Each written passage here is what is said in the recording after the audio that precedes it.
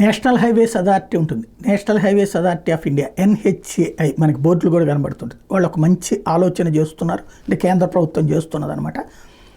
ఇదివరకటి రోజుల్లో వాజ్పేయి గారు ఉన్నటువంటి సందర్భంలో పెట్టుకొచ్చినటువంటిది ప్రతి 60 కిలోమీటర్లకు ఒక పెట్రోల్ బంక్ అన్నటువంటిది సకల సదుపాయాలతోనే. సరే, అది ముందు ప్రారంభించి ఆ తర్వాత ఆశించిన విధంగా లేదు. పెట్రోల్ బంకులు అయితే ఉన్నాయి కానీ సకల సదుపాయాలు, పిల్లలు ఉండటానికి, తినటానికి ఇట్లాంటివన్నీ ఏర్పాటు, టాయిలెట్లు ఇవైతే ఇప్పటికీ పరిమితంగా ఉన్నాయి. కాబట్టి ఈ మధ్యకాలంలో దాబాలు అయ్యి వచ్చాక కొంతవరకు బెటర్ అనుకోవాలి. అయితే ఎలక్ట్రిక్ వెహికల్ స్టేషన్స్ మాత్రం అన్ని హైవేల మీద 5,833 కొత్తగా పెడతారట.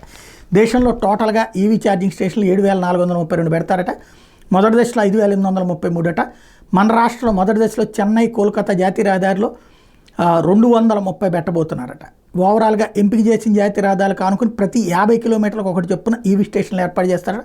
వచ్చేడాది జూన్ నాటికి ఈవీ స్టేషన్లు ఏర్పాటు చేయాలన్నటువంటిది లక్ష్యంగా పెట్టుకున్నారు. చాలా మంచి ఆలోచన. త్వరగా చేస్తే దాంతోపాటుగా ఏదైతే నగరాలన్నిట్లలో కూడా ఈవీ స్టేషన్స్ని పెంచుకురావడమేమో రాష్ట్ర ప్రభుత్వాల బాధ్యత.